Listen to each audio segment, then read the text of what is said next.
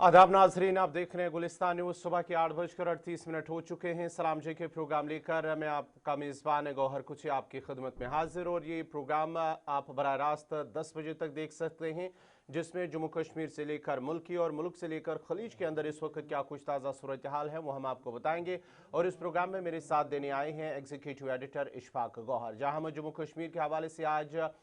जो बजट इजलास हैं उसका दूसरा मरहला आज से शुरू होगा, 4 अप्रैल तक ये चलेगा। और इसमें तवक्को की जा रही है कि जहां पर सरकार को घेरने की अपोजिशन लीडरान की जानिब से, अपोजिशन जमात की जानिब से, उसके साथ साथ ही आज वज़ीर आज़म नरेंद्र मोदी की सदारत में आज एक वीडियो कॉन्फ्रेंसिंग के जरिए मुल्क के सभी वज़राए आला के साथ एक इजलास होगा, जिसमें मशरिक़ी वस्ता के अंदर या खलीज के अंदर इस वक्त क्या कुछ सूरत हाल है उस हवाले से तफसीलात भी फराम की जाएंगे और किस तरह की हिकमत अमली अपनाई जाएगी उस पर भी आज बात करेंगे। उसके अलावा कुछ अहम बड़ी खबरें हैं, जहां एक तरफ से ये बताया जा रहा है कि जो एलपीजी गैस है उसकी किल्लत नहीं है, लेकिन दूसरी तरफ से शहर श्रीनगर और वादी के दीगर कुछ इलाकों के अंदर लंबी लंबी कतारें भी नजर आ रही हैं। और कुछ और अहम खबरें हैं और ईरान जंग के हवाले से, जहाँ आज 28वां दिन है इस जंग का, उस हवाले से क्या कुछ तफसीलात हैं। सदर अमेरिका डोनाल्ड ट्रंप की जानिब से इस हवाले से क्या कुछ कहा गया है जंगबंदी के हवाले से, उस पर भी हम बात करेंगे। और मुज़ाकरात के हवाले से क्या अपडेट है उसकी भी तफसीलात हम आपके सामने रखेंगे। लेकिन उससे पहले नज़र तारीख पे भी डालते हैं, क्योंकि आज 27 मार्च है। 27 मार्च को मुल्की और आलमी सतह पर क्या कुछ हुआ है वो हम आपको बताएंगे। उसके बाद ही हम आगे बढ़ेंगे और खबरों की शुरुआत करेंगे। आज ही के दिन 27 मार्च साल 1668 में इंग्लैंड के हुक्मरान चार्ल्स डोम ने मुंबई को ईस्ट इंडिया कंपनी के हवाले किया, वो आज ही का दिन था। आज ही के दिन 27 मार्च 1721 में स्पेन और फ्रांस ने मैड्रिड मुआहदे पर दस्तखत किए, वो आज ही का दिन था। आज ही के दिन 27 मार्च साल 1794 में अमेरिकी कांग्रेस ने बहरिया के क़याम की मंजूरी दी है, वो आज ही का दिन था। आज ही के दिन साल 1855 में इब्राहिम गेसल ने केरोसिन यानी कि मिट्टी के तेल का पेटेंट लिया है, वो आज ही का दिन था। और आज ही के दिन 27 मार्च साल 1841 में न्यूयॉर्क में पहले स्टीम फायर इंजन का कामयाब तजुर्बा किया गया है, वो आज ही का दिन था। और आज ही के दिन 27 मार्च साल 1871 में रग्बी का पहला बैनुल-अक़वामी मैच स्कॉटलैंड और इंग्लैंड के दरमियान खेला गया, वो आज ही का दिन था। और आज ही के दिन साल 1977 में स्पेन में 2 जंबो जेट तैयारे रनवे पर आपस में टकराने से तकरीबन 583 लोगों की जान चली गई है, वो आज ही का दिन था। और आज ही के दिन साल 1990 में मगरबी बंगाल के नीमपुरा में 41 अफराद बिजली का करंट लगने से हलाक हुए हैं, जबकि एक जोरदार धमाका हुआ है जिसके नतीजे में 21 दीगर अफराद झुलस गए हैं। और आज ही के दिन 27 मार्च साल 2010 में हिंदुस्तान ने चांदीपुर उड़ीसा में मिसाइल धनुष और पृथ्वी 2 का कामयाब तजुर्बा किया है, वो आज ही का दिन था। और आज ही के दिन साल 1989 में खला में अमेरिका के एंटी मिसाइल सैटेलाइट का तजुर्बा नाकाम हो गया, वो आज ही का दिन था। और आज ही के दिन 27 मार्च साल 2008 में खलाई जहाज एंडीवर कामयाबी के साथ जमीन पर वापस आया है, वो आज ही का दिन था। और आज ही के दिन 27 मार्च साल 1964 में अलास्का में 8.4 शिद्दत के जलजले से 118 अफराद हलाक हुए हैं, जबकि मुतअद्दिद अफराद जख्मी हुए हैं, वो आज ही का दिन था। तो नाजरीन, ये थी तारीख में आज के दिन के हवाले से, यानी कि आज 27 मार्च को मुल्की और आलमी सतह पर क्या कुछ हुआ है हमने आपको बताया है। अब बाज़ाब्ता तौर पर खबरों की शुरुआत करेंगे आज दिल्ली से, जहां पर आज वज़ीर आज़म नरेंद्र मोदी की सदारत में एक अहम इजलास होने जा रहा है, जिसमें मुल्क के रियासतों के वज़राए आला और यूनियन टेरिटरीज़ के वज़राए आला के साथ वीडियो कॉन्फ्रेंसिंग के ज़रिए एक मीटिंग होगी, इजलास होगी, जिसमें खलीज के अंदर क्या कुछ सूरत हाल है उस हवाले से बातचीत की जाएगी और आने वाले वक्त के दौरान किस तरह की हिकमत अमली अपनाई जाएगी उस पर भी बातचीत होगी। और वज़राए आला से इस हवाले से ब्रीफ किया जाएगा कि रियासतों के अंदर या मरकज़ के ज़ेर इंतज़ाम के अंदर किस तरह की सूरत हाल है, उस पर भी बातचीत की जाएगी। और साथ ही साथ जो इस वक्त अफवाहें फैलाई जा रही हैं कि पेट्रोल डीजल की किल्लत है मुल्क के अंदर या एलपीजी की किल्लत है, उस सिलसिले में भी अपडेट किया जाएगा, ब्रीफ किया जाएगा कि फिलहाल मुल्क के अंदर इस तरह की कोई किल्लत नहीं है, बल्कि जो मुल्क के अंदर है इस वक्त तकरीबन 60 दिनों तक जो तेल है या दीगर जितनी भी अशाए खुर्दनोश या दीगर पेट्रोल डीजल की ये तकरीबन 2 महीने का स्टॉक जो है मुल्क के अंदर इस वक्त मौजूद है। तरीन खबर है यही है कि वज़ीर-ए-आज़म की सरबराही में अहम तरीन इजलास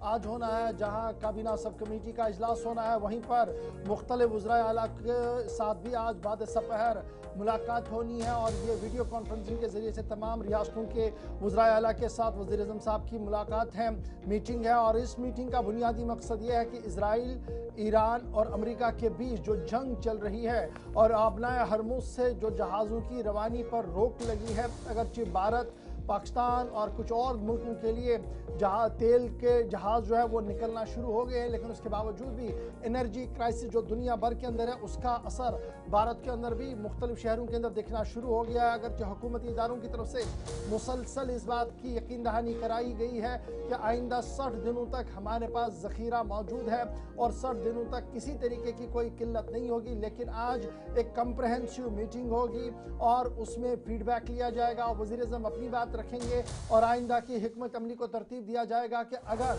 ये जंग इसी तरीके से आगे चलती रही और एनर्जी क्राइसिस और डीपन हुई तो किस तरीके की हिकमत अमली को अडॉप्ट करना होगा। याद रखिएगा IAEA की तरफ से पहले ही दुनिया भर के अंदर 10 नुकाती फार्मूला पेश किया गया है और उस 10 नुकाती फार्मूला को लेकर दुनिया भर के कई मुल्कों के अंदर इक़दाम भी किए गए हैं, जहाँ पर पब्लिक ट्रांसपोर्ट के कम से कम इस्तेमाल को यकीनी बनाया गया है, वर्क फ्रॉम होम कल्चर को दोबारा से शुरू कर दिया गया है और इस तरीके से कई इक़दाम किए गए हैं जिससे कम से कम पेट्रोलियम मसनूआत पर कम से कम असर जो है वो पड़ सके। तो ये देखना होगा कि आज जो इजलास होगा इस इजलास के बाद क्या कुछ होगा, लेकिन मुल्क की तरफ से ये साफ कर दिया गया कि अभी भी आज के दिन भी जो 60 दिन का ज़ख़ीरा हमारे पास है वो एज़ पर रूटीन चल सकता है, उसी तरीके से जिस तरीके से हर दिन हम गैस और पेट्रोलियम मसनूआत की फराहमी कर रहे हैं। तो आज तमाम नज़रें 3 बजे के बाद वज़ीर-ए-आज़म के दफ्तर पर रहेंगी, जहां पर ऑनलाइन मीटिंग होगी। जम्मू कश्मीर समेत तमाम रियासतों के वज़राए आला वीडियो कॉन्फ्रेंसिंग के जरिए से इस इजलास का हिस्सा बनेंगे। चलिए जनाब, इसके बाद ज़रा एक और अहम खबर की ओर चलते हैं और आपको बात बताते हैं कि एनर्जी क्राइसिस के दौरान क्या कुछ हो रहा है। एनर्जी क्राइसिस के दौरान जहाज़ों पर बुरा असर पड़ रहा है और जहाज़ों के सफ़र में ताख़ीर हो रही है या अब उन्हें कैंसलेशन के तक कैंसिल भी किया जा रहा है, क्योंकि मुसलसल एनर्जी क्राइसिस की वजह से इंडियन एयरलाइंस की तरफ से फ़िलहाल अगर आप देखें जो समर शेड्यूल है उसमें काफ़ी कमी कर दी गई है। 3,000 के करीब परवाज़ें जो हैं जो वीकली फ़्लाइट चल रही थी उन पर जो है वो असर पड़ रहा है और जो ड्रॉप इन फ्लाइट्स हुई हैं लास्ट ईयर के मुकाबले में तकरीबन 12% हुई है। वेस्ट एशिया क्राइसिस जो इस वक्त सामने आई है उसने एविएशन सेक्टर को बुरी तरह से पूरी दुनिया में हिला के रख दिया है, जिसका असर भारत के अंदर भी दिखता हुआ नज़र आ रहा है। राइजिंग फ्यूल और फॉरेक्स कॉस्ट और दीगर चीज़ें जो हैं वो एयरलाइंस को या तो अपनी किरायों में बहुत ज़्यादा इजाफा करने पर मजबूर कर रही हैं या किसी न किसी तरीके से महदूद परवाज़ें चलाई जाएं ताकि खसारा भी ना हो, बोझ भी ना बढ़े और किसी भी तरीके से ज़्यादा कोई प्रॉब्लम ना हो। इस ज़मन में इक़दाम जो है किए जा रहे हैं। सरकार की तरफ से जो कैप की लगाई गई थी उसे लिफ्ट कर दिया गया है पहले ही और ये साफ कर दिया गया है कि फ़्लाइटें शेड्यूल हिसाब से चलनी चाहिए, किसी तरीके से कोई परेशानी नहीं होनी चाहिए। लेकिन फ़िलहाल बड़ी ख़बर यही है कि फ़्लाइट एविएशन जो है, जो एविएशन महकमा है, जो हमारे इंटरनेशनल या नेशनल फ़्लाइट चल रही थी वो बुरी तरह से मुतासिर हो रही है इस नई जंग की वजह से जो इस वक्त जंग चल रही है। अगरचे जंग ईरान, इजराइल और अमेरिका के बीच में चल रही है लेकिन इसका असर गल्फ़ पर पड़ रहा है, यानी वो मुल्क जहाँ से तेल की ज़्यादा से ज़्यादा सप्लाई आती थी और वो दर्रा जिसे हरमुज कहा जा रहा है वो वहाँ से जो तेल की फराहमी होती थी, जहाँ से जहाज़ों का आना जाना लगा रहता था, वो रुका पड़ा है। ईरान की तरफ से साफ कर दिया गया है पाबंदियाँ सिर्फ उन जहाज़ों पर है जो मुल्क मुखालिफ सरगर्मियों में है, यानी ईरान मुखालिफ सरगर्मियों में है, लेकिन बाकी चल सकते हैं। और इस तरीके से अभी जो सूरत हाल है वो ये है कि एविएशन में भी दुनिया भर के अंदर असर पड़ रहा है और भारत की एयर एविएशन को भी इसका असर जो है वो देखना पड़ रहा है। ये तो थी जनाब दो बड़ी खबरें दिल्ली और मुल्क की सियासत के हवाले से, लेकिन इस एविएशन की सूरत हाल जम्मू कश्मीर के अंदर क्या कुछ है और ये जब एनर्जी क्राइसिस पैदा हो रही है तो किस तरीके की सूरत हाल है। गुज़श्ता 2-3 दिनों से आपने देखा होगा कि जम्मू कश्मीर के मुख्तलिफ पेट्रोल पंपों पर लंबी लंबी कतारें थी और कल वज़ीर आला तेश में आकर ये भी कह रहे थे कि जनाब आप सरकार की बात सुनते नहीं हैं, रूमर्स पर कान रखते हैं और उसकी वजह से अब हम कुछ पेट्रोल पंपों को बंद भी करेंगे। लेकिन फिलहाल अहम और बड़ी खबर ये कि सरकार की एश्योरेंस के बावजूद भी वादी कश्मीर के मुख्तलिफ LPG स्टेशंस के बाहर लंबी लंबी कतारों में लोग लगे हैं। शहर श्रीनगर के मुख्तलिफ इलाकों की ये तस्वीरें आपके सामने शहर श्रीनगर के बटमालू इलाके की हैं, जहां पर मारूफ गैस एजेंसी ने गैस सप्लाई करनी है। अगर कुल मिलाकर 300 सिलेंडर इस गाड़ी में होंगे, उसमें कुछ ऑनलाइन बुकिंग्स भी होंगी,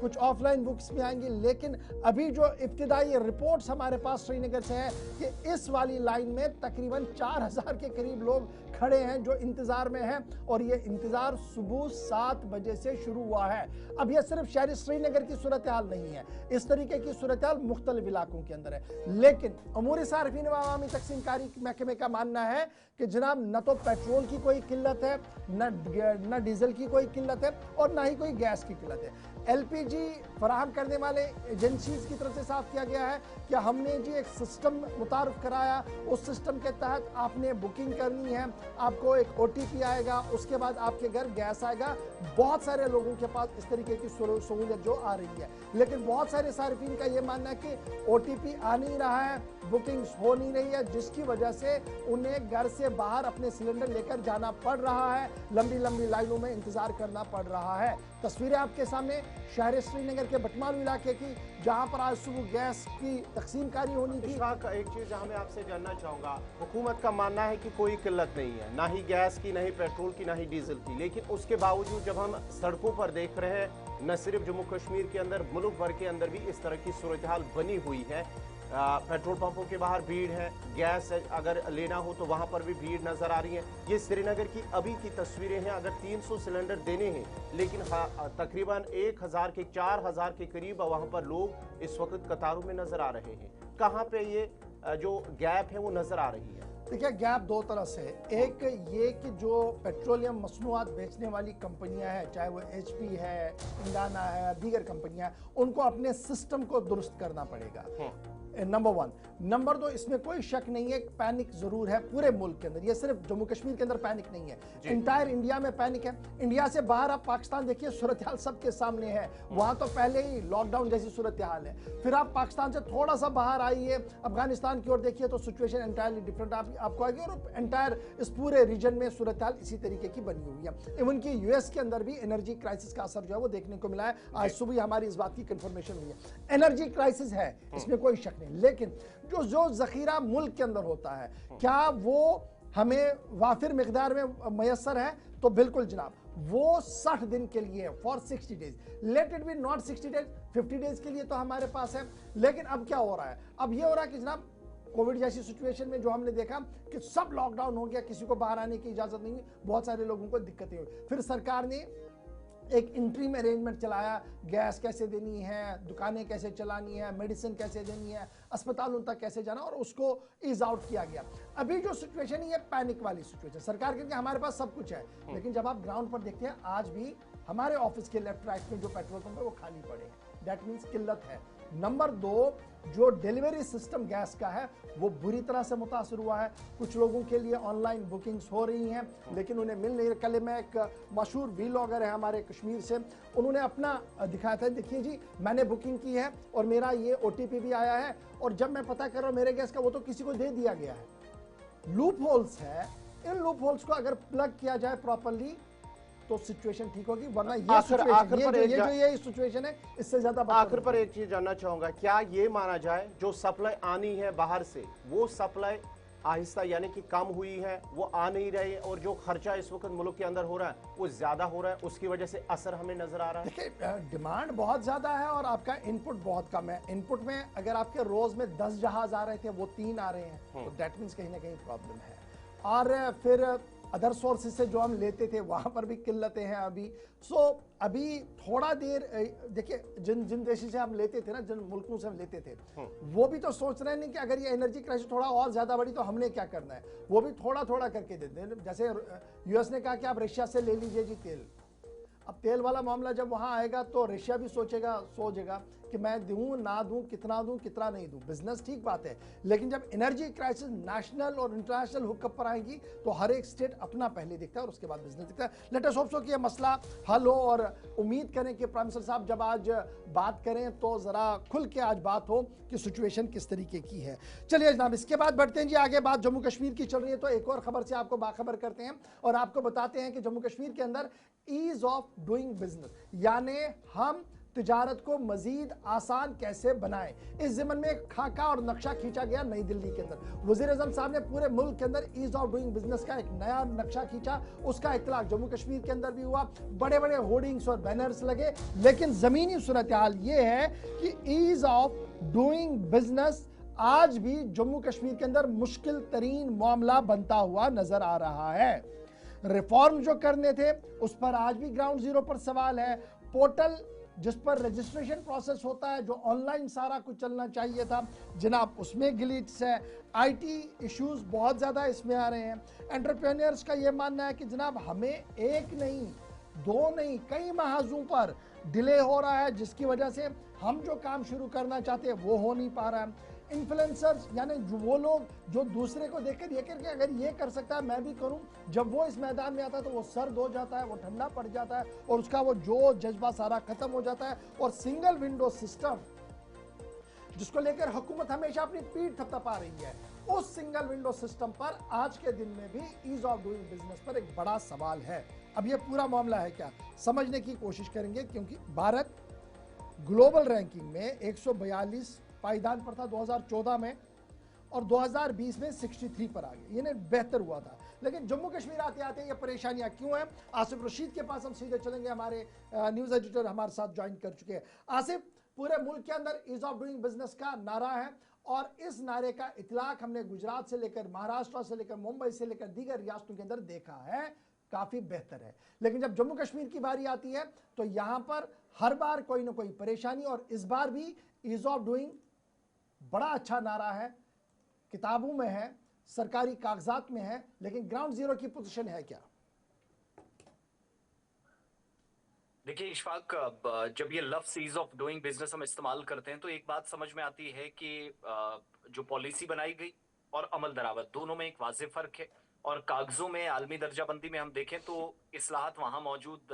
हैं, नज़र भी आती हैं, नंबर्स भी दिखाई देते हैं, फिगर्स बड़े अच्छे लगते हैं। लेकिन जम्मू कश्मीर आते आते ये दम तोड़ बैठती है और कारोबार करना अब भी जम्मू कश्मीर में आसान बिल्कुल भी नहीं है। 100 बात की एक बात, जब इस मिशन का आगाज हुआ था तो हमें याद है हुकूमत ने बहुत ज्यादा बैनर्स, होर्डिंग्स के जरिए, कैंपेन्स के जरिए और यहाँ तक कि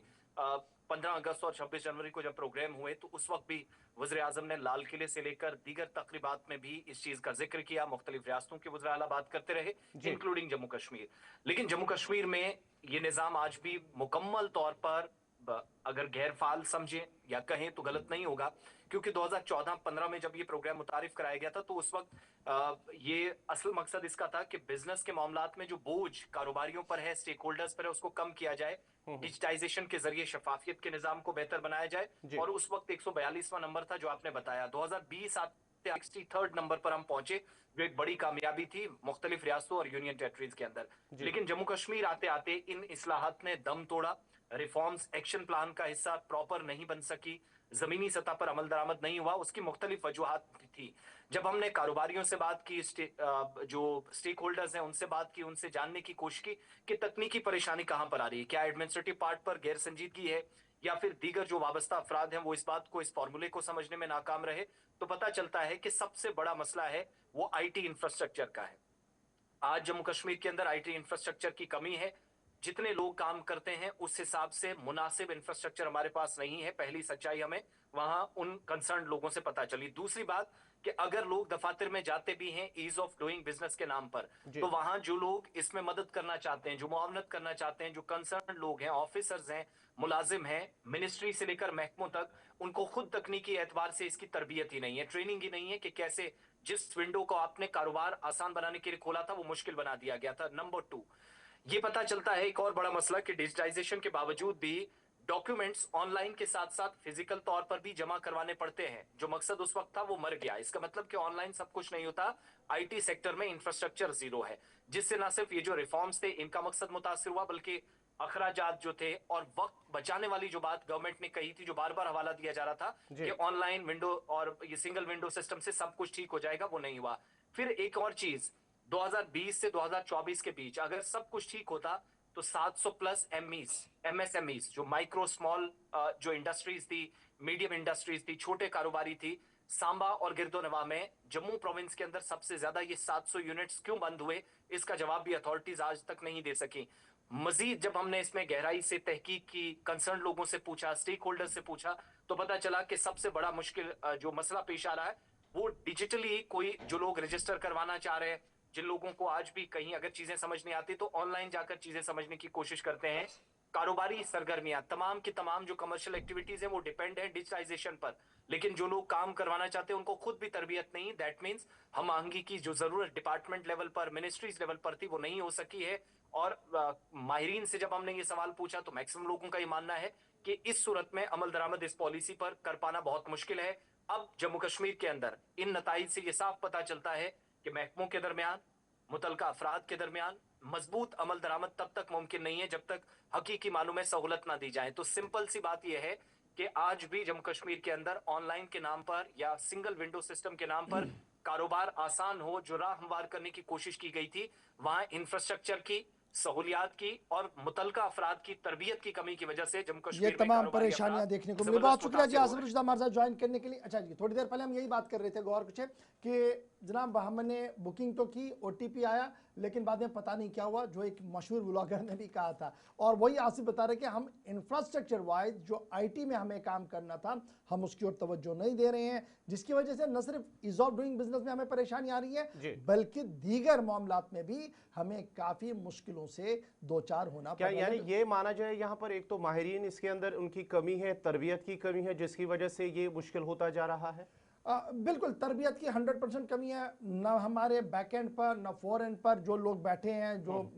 with due respect civil secretariat में अफसरान बैठे हैं, न वो इस बात के लिए तैयार है कि हम खुद को डिजिटलाइज माने, हम डिजिटल रेवोल्यूशन का हिस्सा माने और हम आगे बढ़े, नौजवानों की जो नई नई टेक्नोलॉजियां हैं उसको अडॉप्ट करें और ये जो हम लंबा प्रोसेस चलाते हैं इसको शॉर्टकट करके किसी तरीके से राहत दिलाएं, उसमें अभी काफ़ी दिक्कतें हैं। लेटेस्ट होप्स हो कि ये सारी चीज़ें आगे बढ़े। फिलहाल बढ़ते हैं जी आगे, ज़रा बात आज के दिन की भी करते हैं। आज का दिन इंतहाई अहम है, तमाम नजरें और कैमरा फोकस रहेगा सिविल सेक्रेटरीट पर। जी हाँ नाज़रीन, आज असेंबली का इजलास एक बार फिर शुरू हो रहा है। चंद यौम की तातील के बाद आज से असेंबली का बजट इजलास का दूसरा पड़ाव होगा और आज से बजट इजलास का जब दूसरा पड़ाव होगा तो जो बजट पेश की गई थी उसका फाइनल अप्रूवल आज लेना है। उमर अब्दुल्ला की तरफ से अप्रोप्रिएट बिल पेश की जाएगी, कहीं सवालों के जवाब दिए जाएंगे, प्राइवेट मेंबर्स बिल है, 72 से ज़्यादा बिलें रखी गई हैं, 14 रेजोल्यूशंस हैं जो आज से उठना शुरू हो जाएंगी। और फिर बड़ी खबर ये है कि फर्जी खबरों पर और मिस इन्फॉर्मेशन कैंपेन को कैसे रोका जाए, इस पर भी इन दिनों के अंदर बहस होनी है। और ये मानिएगा कि जब हम आज से इस बजट इजलास की बात करते हैं तो कई अहम मुद्दे हैं जिनको लेकर हिज़्ब इख्तिलाफ सरकार को घेरेगी और सरकार अपने तरीके से अपने मेंबरान को लेकर उनका दिफा भी करती हुई नजर आएगी। थोड़ी देर के बाद जम्मू के असेंबली हॉल के अंदर स्पीकर अब्दुल रहीम राथर की सरबराही में इजलास होगा। इजलास से कबल क्या होगा वो भी हम आपको थोड़ी देर में बताएंगे। चलिए नाज़रीन, ये थी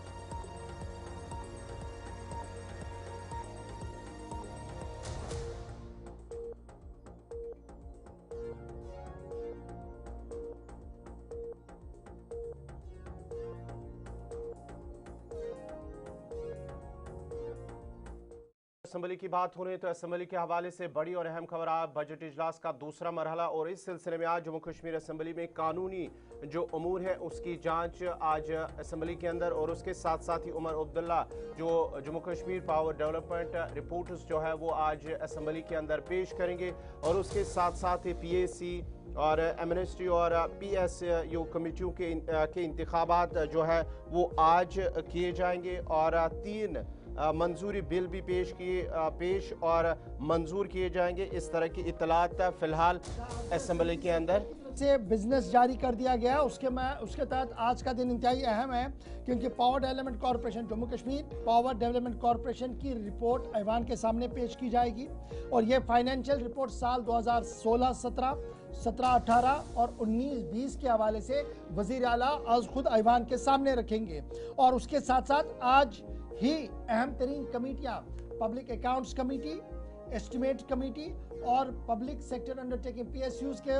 इंतखाब भी अमल में लाया जाएगा। इन कमेटियों के नामों का ऐलान भी चेयरमैन का आज किया जाएगा। वज़ीर आला की तरफ से ही आज अप्रोप्रिएट बिल भी पेश किया जाएगा और आज ही इसको पास भी करने की कोशिश की जाएगी। बजट सेशन अगरचे चल रहा है, बजट मुकम्मल हो चुका है और ये कानूनी लवाजमात जो है वो आज पूरी होनी है, लेकिन इस वक्त ताज़ा तरीन सूरत हाल है क्या, इस पर ज़रा गुफ्तगू करेंगे और सीधे हम चलेंगे शिल्पा शर्मा के पास जो इस वक्त हमारे साथ ज्वाइन कर चुकी है। शिल्पा ज़रा अपडेट कीजिएगा, आज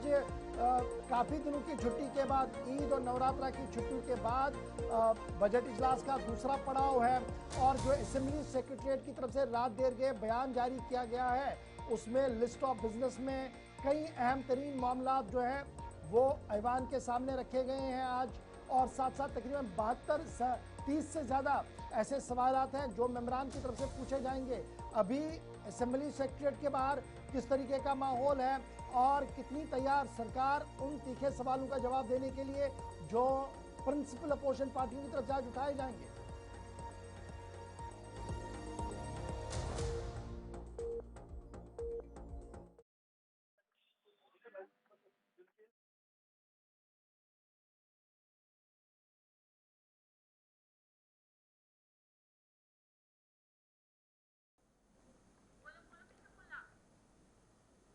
शिल्पा, आप तक आवाज आ रही है? जी, आज जो है बजट इजलास का दूसरा मरहला शुरू हो रहा है और आज जम्मू कश्मीर असेंबली में कुछ अहम कानूनी जो उमूर हैं उसकी जांच और वज़ीर आला की जानिब से आज पावर डेवलपमेंट रिपोर्ट पेश की जाएंगी। क्या कुछ इस हवाले से तफसीलात है? देखिए, आज विधानसभा सत्र का दूसरा चरण की जो है वो शुरुआत हो रही है और करीबन 10 बजे जो है वो जिस प्रकार से असेंबली जो है वो शुरू होगी और MLA जो है वो पहुंचना शुरू हो रही हैं। देखिए, 10 से 11 बजे की अगर मैं बात करूं तो क्वेश्चनर वहाँ जो है वो देखने को मिलेगा और उसके बाद 11 बजे के बाद CM उमर अब्दुल्ला जो है वो रिपोर्ट पेश करेंगे, टेबल पे वो रिपोर्ट रखेंगे JPDCL की और उसके बाद जो है जिस प्रकार से रिपोर्ट पर जो है वो चर्चा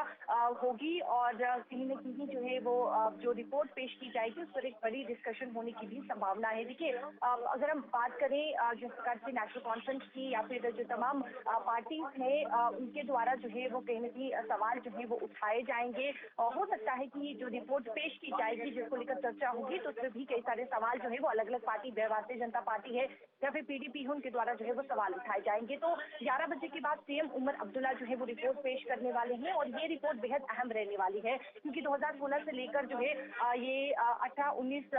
तक की रिपोर्ट जो है 20-21 तक की रिपोर्ट जो है वो देखने को मिलेगी। तो बेहद ही इंपॉर्टेंट आज की असेंबली जो है ये सत्र जो है वो रहने वाला है। बने रहिएगा हमारे साथ। एक और खबर जरा चिल्लाते हैं क्योंकि बड़ी अहम है और एक डेवलपमेंट है जो बीजेपी की तरफ से सामने रखी गई है क्योंकि आज से बजट का इजलास शुरू हो रहा है और बजट इजलास के आज के पहले दिन ही भारतीय जनता पार्टी ने सेक्रेटरीट घेराव का ऐलान रात देर गए कर दिया है। मेंबर असेंबलियों कल बाज़ाब्ता तौर पर इस बात का ऐलान कर दिया गया बीजेपी की तरफ से कि आज चलो सेक्रेटरीट का प्रोग्राम होगा, प्रोटेस्ट होगा और ये प्रोटेस्ट इसलिए रखा गया है ताकि NLU जो नेशनल लॉ यूनिवर्सिटी का मुद्दा जम्मू कश्मीर के अंदर है, इस मुद्दे पर काम किया जाए। 24,000 असामियाँ जो खाली पड़ी हैं इसको पुर करने का मामला होगा और सुबह 10 बजे इंदिरा चौक से इस अहम तरीन प्रोटेस्ट की को लीड भारतीय जनता पार्टी के कुछ एमएलए कर सकते हैं। यानी कुल मिलाकर महाज आज का दिन काफी ज्यादा गर्म है। शिल्पा, ये जो बीजेपी का सेक्रेटरीट घेराव और सेक्रेटरीट चलो प्रोग्राम है, क्या कुछ डिटेल्स इस पूरे मामले में आपके पास है? भारतीय जनता पार्टी के द्वारा जो है वो आज सिविल सेक्रेटरीट को घेराव किया जाएगा। देखिए, अहम मुद्दे जो है वो लेकर सड़कों पर उतरने वाली है और करीबन 10 बजे या 10:30 बजे जो है वो सिविल सेक्रेटरीट का घेराव देखने को मिलेगा। देखिए, सबसे पहले जो अहम मुद्दा है वो 24,000 जो नौकरियां आउटसोर्स की गई हैं उसको लेकर जो है वो भारतीय जनता पार्टी लगातार सवाल उठा रही है और युवाओं के साथ जो है वो नाइंसाफी हुई है, जिसको लेकर भारतीय जनता पार्टी के तमाम एमएलए लीडर कार्यकर्ता जो है वो इसको लेकर सवाल उठा रहे हैं। जो है वो भारतीय जनता पार्टी सड़कों पर घेराव सिविल सेक्रेटरीट का जो है वो देखने को मिलेगा, क्योंकि इससे पहले ही भारतीय जनता पार्टी के विधायकों के द्वारा ये साफ तौर पर घोषणा की गई थी कि जैसे ही विधानसभा सत्र का दूसरा चरण की शुरुआत होती है वो उसी दिन जो है वो घेराव करेंगे सिविल सेक्रेटरीट का। तो देखिए, भारतीय जनता पार्टी आज पूरी तरीके से ये सिविल सेक्रेटरीट का जो है वो घेराव करने के लिए तैयार है। कई सारे सवाल है, 24,000 नौकरियां जो आउटसोर्स की गई है, क्योंकि सीएम उमर अब्दुल्ला के द्वारा साफ तौर पर कहा गया था कि 30,000 नौकरियां जो है वो युवाओं को दी जाएगी, तो 24,000 नौकरियां आउटसोर्स की गई है। क्या शिल्पा, ये उसमें इनको बताइएगा, इंक्लूड आज किया? एक तरफ से असेंबली सेक्रेटरीट में कार्रवाई होनी है, सब सेक्रेटरीट भी चल रहा है, इस बीच बीजेपी ने ये जो धरना प्रदर्शन की बात कही है, प्रोटेस्ट की बात कही है, सेक्रेटरीट घेराव की बात कही है और ये कहा कि इंदिरा चौक से वो अपना प्रदर्शन आगे लिए चलेंगे। कौन कौन से एमएलए इनके साथ होंगे? क्योंकि कल हमने देखा कि काफी एमएलए ने अपने सोशल मीडिया प्लेटफॉर्म पर इस बात को रखा था कि एनएलयू के मामले पर, 24,000 नौकरियों के मामले पर हम जी धरने में आएंगे। तो क्या ये बीजेपी की तरफ से धरना होगा या कुछ सिविल सोसाइटी भी, युवा भी उनके साथ होंगे? क्योंकि एनएलयू का मुद्दा भी है और सिक्योरिटी कंसर्न जो है वो किस तरीके के आपको दिख रहे हैं यहाँ शहर के अंदर? देखिए, भारतीय जनता पार्टी के एमएलए युद्धवीर सेठी उनके द्वारा भी ये साफ तौर पर अनाउंस किया गया है कि वो भी इस प्रोटेस्ट में जो है वो शामिल होंगे। उसके अलावा अगर मैं बात करूं तो भारतीय जनता पार्टी के यूथ प्रेसिडेंट अरुण गुप्ता भी जो है, अरुण प्रभात भी जो है वो इस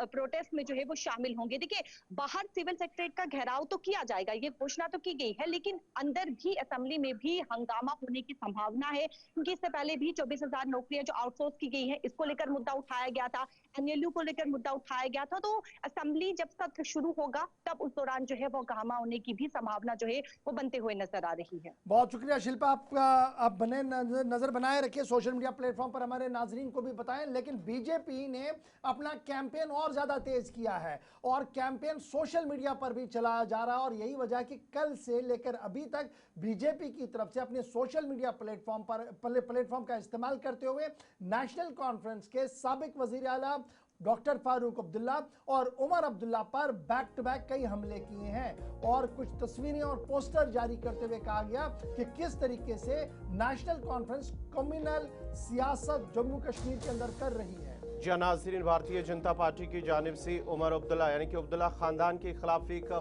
मुतनाज़ा पोस्टर जारी किया गया है। फारूक और उमर अब्दुल्ला पर वोट बैंक की सियासत करने का इल्ज़ाम भी आयद कर दिया गया है। जो पोस्टर जारी कर दिया गया इसमें साफ भारतीय जनता पार्टी की जानिब से जो है ये कार्टून जारी कर दिया गया है और दोनों पर वोट बैंक पॉलिटिक्स करने का इल्ज़ाम आयद कर दिया गया है। जम्मू कश्मीर के अंदर जो सियासत है वो गर्माहट की शिकार हो रही है। जो दूसरा मरहला असेंबली बजट का शुरू आज से हो रहा है, उससे कबल ही भारतीय जनता पार्टी की जानिब से भी सरकार को गिरने की लगातार कोशिश हो रही है। न सिर्फ असेंबली के अंदर बल्कि असेंबली के बाहर भी एक तरफ से प्रोटेस्ट की कॉल दी गई है, दूसरी तरफ से कार्टून कल रात से ही जारी कर दिया गया है और आज सड़कों पर हुकूमत के खिलाफ यानी कि उमर अब्दुल्ला हुकूमत के खिलाफ भारतीय जनता पार्टी की जानिब से पूरा घेरा करने की कोशिश की जा रही है। असेंबली के अंदर भी, असेंबली के बाहर भी और साथ ही साथ सोशल मीडिया पर भी भारतीय जनता पार्टी की जानिब से एक मुहिम चलाई गई है और एक मुतनाज़ा कार्टून जो है वो पोस्टर जो है वो जारी कर दिया गया है और पोस्टर सोशल मीडिया पर अब बहस का सबब भी बना हुआ है। नेशनल कॉन्फ्रेंस की तरफ से अगरचे अभी इस पोस्टर मुहिम पर कोई बात नहीं रखी गई है, लेकिन बीजेपी ने अपने सोशल मीडिया हैंडल का पूरा इस्तेमाल किया है और उमर अब्दुल्ला और डॉक्टर फारूक अब्दुल्ला की तस्वीर बनाते हुए कहा है कि किस तरीके से वोट बैंक पॉलिटिक्स की जाती है और किस तरीके से खित्ते के अंदर सूरत हाल को बनाया जाता है। ये जनाब सियासत की बेंट एक मामला चला हुआ है। इसके बाद चलते हैं जी आगे, जरा बात अब ईरान की भी थोड़ी सी करना शुरू करेंगे थोड़ी देर में हम, लेकिन आपको ये बताते हैं कि एक कसीर रकम कश्मीर वादी के अंदर ईरान के लोगों के लिए जमा हुई, इसमें कोई शक नहीं है। लेकिन जब ये रकम जमा हुई, अब उसके बाद कई शक व शुबहात भी हुए और हुकूमती इदारों की तरफ से भी अब कार्रवाई तेज हो रही है। एजेंसीज ने ईरान फंड को मिसयूज होने का खदशा जाहिर किया है और यही वजह है कि इंटेलिजेंस एजेंसीज ने इन तमाम मामलों पर गहरी नज़र रखने का फैसला ले लिया है। एजेंसीज की तरफ से ये साफ कर दिया गया और इन्फोर्समेंट एजेंसीज ने ये साफ कर दिया कि ये जो मिडल मैन्स हैं, ये जो बीच के लोग हैं जो मुसलसल इस पैसे को जमा कर रहे हैं या जमा करवा रहे हैं, वो इसको मिसयूज कर सकते हैं, इसका गलत इस्तेमाल हो सकता है। और यही वजह है कि एजेंसियां इस पूरे मामले पर अब मुतहरिक हो रही है। जम्मू कश्मीर पुलिस भी इस पूरे मामले पर नजर रख रही है। कई मकामात पर आपने देखा कि वॉलंटियरली लोग सामने आए, उन्होंने अपने पैसे जमा कराए और कुछ लोगों ने अपने एहतियात के जरिए ने सोना चांदी जेवर जितने भी था वो जमा कराया। और ये माना जा रहा है कि हज़ारों करोड़ रुपया जो है जम्मू कश्मीर के अंदर गुज़श्ता 2-3 दिनों के अंदर जमा हुआ है। West Asia conflict specially Iran के साथ जो सूरत हाल पैदा हुई है, उसके बाद ईरान एम्बेसी ने जो अपील जारी की थी, जो IFC कोड जारी किया था, माना जा रहा है कई फर्जी कोड्स भी बनाए गए और कई मकामात पर अब इन हुकूमत का गलत इस्तेमाल हो सकता है। इस तरीके का खदशा जो है वो लगाया जा रहा है जी ईरान एजेंसी की तरफ से। श्रीनगर चलेंगे, इमरान नायक को इस बड़ी खबर पर हमारे साथ है। इमरान, ईरान अमेरिका इजराइल के बीच जंग चल रही है, ईरान के अंदर सूरत हाल क्या कुछ है किसी से ढकी छुपी नहीं है। एम्बेसी की तरफ से अपील, डोनेशन की अपील एक आई और उसके बाद हमने देखा कि सोबा कश्मीर के अंदर मुतअद्दिद मकामात पर फंड रेजिंग का सिलसिला हुआ। आज खुद लोग बाहर आए, उन्होंने पैसा जमा कराया। लेकिन अब खदशात ये जाहिर किए जा रहे हैं कि ये जो ईरान की डोनेशन जमा हुई है, ये ईरान एम्बेसी तक पहुंचे, ईरानी हुकूमत तक पहुंचे, इसके लिए कोई माकूल निज़ाम नहीं है, नंबर 1। नंबर 2, ये मिसयूज हो सकता है और ये जो मिडल मैन्स इसके बीच में हैं, ये जो बीच वाले लोग हैं जो अभी इस पूरे प्रोसेस को चला रहे हैं, वो इसको दूसरे तरीके से इस्तेमाल भी कर सकते हैं। क्या कुछ डिटेल्स आपके पास हैं? एजेंसियां क्या कुछ कह रही हैं? देखिए, जहां तक ईरान के इमदाद का ताल्लुक है, जैसे आपने कहा कि ये जो रकम जमा की जा रही है ये एक जेन्युइन तरीके से जमा की जा रही है और जिस पर गवर्नमेंट ने भी इसकी तस्दीक की है। लेकिन जैसे हम देख रहे हैं कि चाहे वो एनफोर्समेंट डायरेक्टोरेट हो, स्टेट इन्वेस्टिगेशन एजेंसी हो या फिर जम्मू कश्मीर पुलिस हो, एक रिपोर्ट सामने आई है कि जो इस वक्त चंदा जमा किया जा रहा है पूरे कश्मीर वैली में,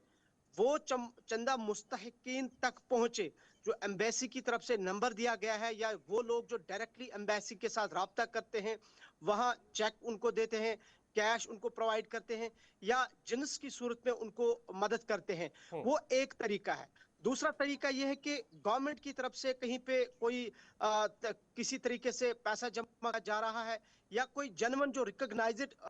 इदारे हैं वो कहीं पे जमा कर रहे हैं, उस पे तो गवर्नमेंट को कोई प्रॉब्लम नहीं है। लेकिन जहां तक इस वक्त हम देख रहे हैं कि ईडी, एसआई या पुलिस ने जो खदशात जाहिर किए हैं, वो खदशात ये जाहिर किए हैं कि ऐसे लोगों का नाम सामने आया है जो अनरजिस्टर्ड इदारे हैं,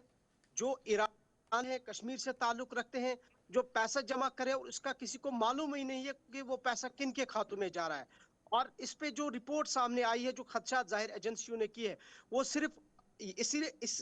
इतना ही नहीं कि मिस यूज ऑफ जो है ये इमदाद का पैसा हो सकता है, बल्कि इसमें मनी लॉन्ड्रिंग और इसमें मिलिटेंसी की जो मामलत का मामला है और इसमें पास्ट की कुछ जो है उन्होंने एग्जांपल्स दी है, जैसे कि सरजान बरकाती का जिक्र किया गया है एसआई की रिपोर्ट में। इसी तरीके से और भी कुछ इश्यूज का जिक्र किया गया है कि जब मनी लॉन्ड्रिंग या फिर मिलिटेंसी की मामलत का मामला सामने आया और इसी तरह से फंड रेजिंग हुई थी। और इसीलिए अब एजेंसियों की तरफ से लोगों से अपील की गई है कि वो अगर पैसा दें, मदद करें, उसमें कोई प्रॉब्लम नहीं है, अलबत्ता सिर्फ जेन्युइन तरीके से दे। जो एम्बेसी की तरफ से नंबर दिए गए हैं या गवर्नमेंट से डायरेक्टली राब्ता करें या उन इदारों को दें जो इदारे रिकॉग्नाइज्ड है, जो अच्छा, रजिस्टर्ड है अब और जो ये गवर्नमेंट के जो सामने कहा जा रहा रजिस्टर्ड है है। कि ह्यूज पैसा है जो अभी जमा ही नहीं हुआ एम्बेसीज के अंदर, और कश्मीर के अंदर ये नंबर 1, और फिर गोल्ड सिल्वर कॉपर की एक अच्छी खासी तादाद है, उस पर किस तरीके का मुंतजमीन जो है, क्या कोई कमेटी बनी है जो इस पूरे प्रोसेस को देख रही है अहले शिया बरादरी के अंदर? यही सबसे बड़ा इंपॉर्टेंट सवाल है कि जो इस वक्त नकद जिन्स पैसा जमा किया जा रहा है, इसमें जैसे मैंने कहा कि एक तो डायरेक्टली जो एम्बेसी के नंबरात पे जो अकाउंट में पैसे डाल रहे हैं उसमें इशू नहीं है। अब जब किसी ने सोना दिया है, कोई अब मवेशी भी हम देखने के दे रहे हैं, एक मुनज़्ज़म तरीके से इसी चीज को लेके अब खदशात जो है गवर्नमेंट की तरफ से जाहिर किए गए हैं, और मेजॉरिटी ऑफ द जो लोग हैं जो इंटेलेक्चुअल्स है इसमें, और उन्होंने भी गवर्नमेंट से इस बारे में कहा है कि थोड़ा सा इसको मैकेनिज्म करने की, इसको ठीक करने की जरूरत है। और खासकर जो अभी रिपोर्ट आई है कि तकरीबन 18.91 करोड़ रुपए अभी तक जमा हुए हैं, जिसमें 9.5 करोड़ सिर्फ डिस्ट्रिक्ट बडगाम से ही जमा हुए हैं। और लेकिन अभी तक ये चीज किसी को मालूम ही नहीं है कि जो लोग सड़कों पे बैठे हैं, स्टॉल लगाए हैं, या इमाम बाड़ू में बैठे हैं स्टॉल लगाए हैं, सुन्नी एरियाज में बैठे हैं स्टॉल लगाए हैं, पैसा जमा किया जा रहा है, उसका कोई रिसीट नहीं है, वो कहाँ जा रहा है, वो कौन लोग हैं, वो कौन इदारे हैं, रजिस्टर्ड है अनरजिस्टर्ड है। तो जाहिर सी बात है इन चीजों को लेके गवर्नमेंट का एप्रीहेंशन भी सही है, और आम लोग इस वक्त जो इस पे खदशात जाहिर कर रहे हैं वो भी से, और इसीलिए डिमांड की जा रही है कि इसको एक अकाउंटेबल और एक ट्रांसपेरेंट तरीके से एम्बेसी तक या ईरान तक पहुंचाया जाए। चलिए लेकिन इमरान, बहुत उम्मीद यही शुक्रिया। की जा आज रही है, आप और जरा इसमें ग्राउंड कुछ वर्क किस पर कीजिएगा कि ये जो लोग बैठे हैं, ये जब ये जमा करेंगे तो ये कैसे ट्रांसफर कर रहे हैं, और ये जो जिन्स जमा हुई है, चाहे वो कॉपर है, चाहे वो गोल्ड है, चाहे वो सिल्वर है, या फिर जानवरों की सूरत में जो चीजें जमा हो रही हैं, उन्हें जब बेचा जाएगा तो ये बेचेगा कौन, नंबर 1, इशफाक, एक और चीज किनकी निगाह में ये बेचा जाएगा, और फिर ये पैसा कैसे जाएगा, क्योंकि बहुत बड़े सवालात अब उठ रहे हैं जो कहीं ना एक कहीं चीज जेन्युइन इस भी पे मैं नजर आ जानना रहे हैं। चाहूंगा कि ये जो खदशा जाहिर किया जा रहा है कि जम्मू कश्मीर के अंदर, खासकर वादी कश्मीर के अंदर एक बड़ा अमाउंट जमा हुआ है, न सिर्फ कैश बल्कि जो जेवरात है, सोना है, चांदी है, तांबा है, गाड़ियां हैं, मवेशी हैं, उसको कैसे इस्तेमाल किया जाए, ये कहाँ किस तरह इससे इमदाद ईरान तक पहुंचे, क्या जो खदशा एजेंसीज की जानिब से किया जा रहा है वो सही माने? देखिए, खदशा सही हमेशा मानना पड़ेगा आपको, क्योंकि दो चीज़ें होती हैं। कोई ऑर्गेनाइजेशन, जैसे हम ये माने कि जनाब हुज्जतुल इस्लाम आगा सईद हसन साहब एक रिनाउंड फिगर है, वो कहीं ये एंडोर्स करके हाँ जी मैं इसका जिम्मेदार हूँ, मैं ले रहा हूँ, डेट मीन्स एक अथोराइज्ड फिगर है। आगा हादी साहब हैं, मौलाना इमरान अंसारी साहब, या इस तरीके से बहुत सारे लोग हैं जो वहाँ पर ये सारी चीज़ें जो चलाएंगे। लेकिन इब्तिदाई तौर पर जब हम बात करेंगे तो 2-3 चीज़ें बड़ी इंपॉर्टेंट है कि हमने इन तमाम चीज़ों को देखने के लिए जो एजेंसियां हैं उनके जो खदशात है उसको देखने होंगे। लेकिन बढ़ते हैं जी आगे, ज़रा एक और अहम और बड़ी खबर की ओर आते हैं और बात करते हैं मरकज़ के इमदाद की, उस इमदाद की जिसका फराख दिलाना ऐलान पहले किया गया था और रात देर गए उसकी तस्दीक लेफ्टिनेंट गवर्नर मनोज सिन्हा साहब और उमर अब्दुल्ला साहब की तरफ से की गई है। मरकजी हुकूमत ने कुल मिलाकर 5000 करोड़ रुपए की इमदाद देने का दोबारा ऐलान कर दिया। जी नाजरीन, आपको बताते चले कि मरकजी हुकूमत की जानिब से जम्मू कश्मीर के लिए जो 5,000 करोड़ जो रुपए हैं इजाफी इमदाद वो मंजूर कर दी गई हैं मरकजी हुकूमत की जानिब से, और मंजूरी के बाद ही LG मनोज सिन्हा उमर अब्दुल्ला की जानिब से मरकजी हुकूमत का इज़हार तशक्कुर किया गया, खासकर नरेंद्र मोदी वज़ीर आज़म का किया है, उसके साथ साथ ही वज़ीर दाखिला और उसके साथ साथ ही वज़ीर ख़जाना निर्मला सीतारमन का भी उन्होंने शुक्रिया अदा किया है। और उसमें से तकरीबन 330 करोड़ जो है वो पहले ही जो डिज़ास्टर के तहत जो रिलीफ फराहम किया गया था हुकूमत की जानिब से वो पहले ही किया गया था। उसके साथ साथ ही जो वेस्ट मैनेजमेंट प्रोजेक्ट है उसमें तकरीबन 1162 करोड़ रुपए पहले ही क्लियर कर दिए गए हैं। और जम्मू कश्मीर के अंदर ये जो मंसूबे हैं जो LG की जानिब से कहा गया है कि जम्मू कश्मीर के अंदर जो दीगर मंसूबे हैं उसमें एक बड़ी अहम पेशरफ्त होगी। जो मंजूरी मिली है मरकज़ी हुकूमत की जानिब से इजाफी इमदाद का मकसद एक तो इंफ्रास्ट्रक्चर की तरक्की और दीगर जो माली दबाव इस वक्त है उसमें कमी आएगी, ये वज़ीर आला और LG मनोज सिन्हा की जानिब से कहा जा रहा है। जो मरकज़ी हुकूमत की जानिब से तकरीबन 5,000 करोड़ रुपए का जो एड जम्मू कश्मीर के हवाले से मंजूर कर लिया गया है।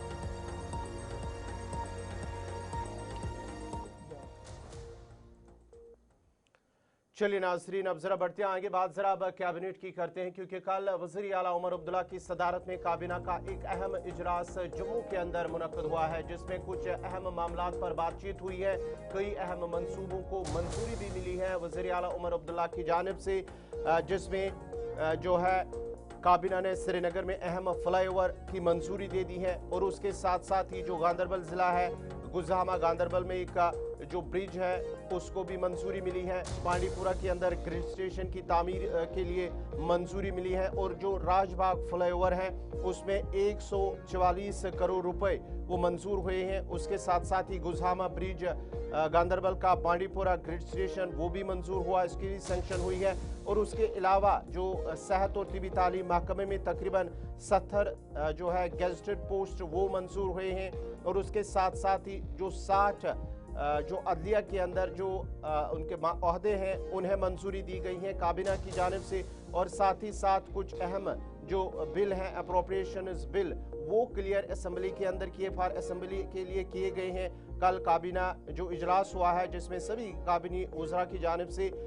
शिरकत की गई है, और कुछ दीगर मामलात हैं जम्मू कश्मीर के हवाले से उन पर भी बातचीत हुई है। चलिए जनाब, काबीना के इजलास के बाद आगे बढ़ेंगे। जरा बात इतवार की करते हैं। जी हाँ नाज़रीन, आज जुम्मा है और बात हम इतवार की आपको बताएंगे, क्योंकि इतवार के लिए आप तैयार हो जाइए। अगर आप दौड़ में यकीन रखते हैं, सेहत आपकी फिट है, तो जम्मू मैराथन का एक और एडिशन होने जा रहा है, और वज़ीर आला उमर अब्दुल्ला की सरबराही में तमाम इंतजाम को अपनी शक्ल दे दी गई है। इतवार को जम्मू के अंदर एक मैराथन होनी है, और उमर अब्दुल्ला भी इस मैराथन का हिस्सा बनेंगे। सिक्योरिटी, ट्रैफिक और मेडिकल प्लान को एग्जीक्यूट किया गया है। एथलीट जो हैं, जो न सिर्फ जम्मू कश्मीर से जिनका ताल्लुक है, मुल्क की सतह पर भी कुछ एथलीट्स आएंगे, और ये माना जा रहा है कि बैनुल-अक़वामी सतह पर भी कुछ एथलीट्स ने ऑलरेडी यहाँ इस मैराथन में हिस्सा लेने को मन बना लिया। पिछले कई महीनों से आप देख रहे थे कि बहुत सारे लोग सड़कों पर दौड़ रहे थे, और जब आप उनसे पूछ रहे थे वो कहते थे जनाब ये तो मैराथन की तैयारी हो रही है। और फाइनली काउंटडाउन शुरू हो गया है। इतवार के रोज़ श्री जम्मू के अंदर मैराथन का आगाज़ होगा, और स्टेज सेट कर दिया गया है। और माना जा रहा है कि न सिर्फ जम्मू कश्मीर, मुल्क, बैरून मुल्क से तकरीबन 1600 के करीब ऐसे एथलीट्स हैं जिन्होंने आलमी मैदानों में दौड़ लगाई है, कई महाजों पर दौड़ लगाई है, और अब जम्मू के अंदर भी यहाँ पर दौड़ लगाएंगे। एक अच्छी खासी तादाद में नौजवान भी यहाँ पर आपको इस दौड़ के अंदर नजर आएंगे जो इतवार को होने वाली है। फटाफट से बढ़ते हैं जी आगे। बात ज़रा अब आपको बताएंगे इंतखाबात के हवाले से। इंतखाबी दंगल सज रहा है, और इत्तलात और ख़बरों के मुताबिक कि दंगल इसलिए बड़ा दिलचस्प है क्योंकि मौजूदा हुकूमत के लिए भी एक बड़ा इम्तिहान होगा। बल्दियात और पंचायत इंतखाबात कराने के हवाले से स्टेट इलेक्शन कमीशन ने बाज़ाब्ता तौर पर पंचायती इलेक्टोरल रोल्स रिविजन की नोटिफिकेशन जारी कर दी है। ड्राफ्ट रोल जो है वो 27 मार्च को पब्लिश किए जाएंगे। क्लेम, ऑब्जेक्शन, अगर आपने कोई एतराज़ है, कोई बात रखनी है, तो 29 अप्रैल तक आप इसको अपनी बात रख सकते हैं। स्पेशल कैंप्स लगाए जाएंगे जी पोलिंग बूथ्स पर, पंचायत पोलिंग बूथ्स पर कैंप्स लगाए जाएंगे, और बाज़ाब्ता तौर पर जो क्लेम्स आएंगी 8 मई तक उन्हें पूरा करने की कोशिश की जाएगी। आखिरी और हतमी जो इलेक्टोरल रोल है वो जारी किया जाएगा जी 15 मई को, यानी 15 मई को हतमी वोटर लिस्ट पंचायती इंतखाबात की जारी कर दी जाएगी। फोकस किया इस पर जाएगा कि जेन्युइन जायज़ लोगों का इंदराज हो, जो लोग फौत हुए हैं, फर्जी वोटर्स हैं, उनका इखराज हो, और मुनज़्ज़म तरीके से अब आने वाले दिनों में इंतखाबी दंगल सजे। यानी 15 मई के बाद जून,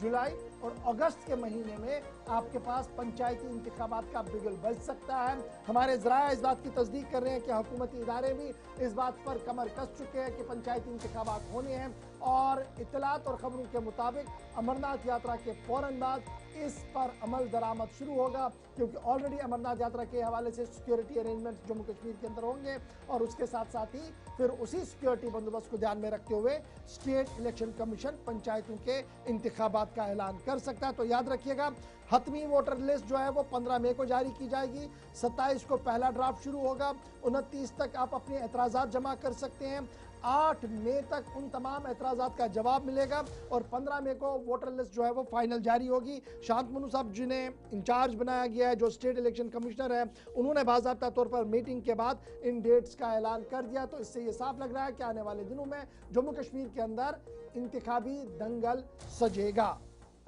चले नाजरीन, बढ़ते आगे बात ये अब करेंगे वादी कश्मीर के हवाले से और श्रीनगर के अंदर जो मशहूर घंटाघर है उस सिलसिले में बात करेंगे। अगरचे जो श्रीनगर स्मार्ट सिटी के तहत काम किया गया है, लेकिन अब माना जाता है कि जो क्लॉक टावर है वो फिलहाल काम नहीं कर रहा है, जिसकी वजह से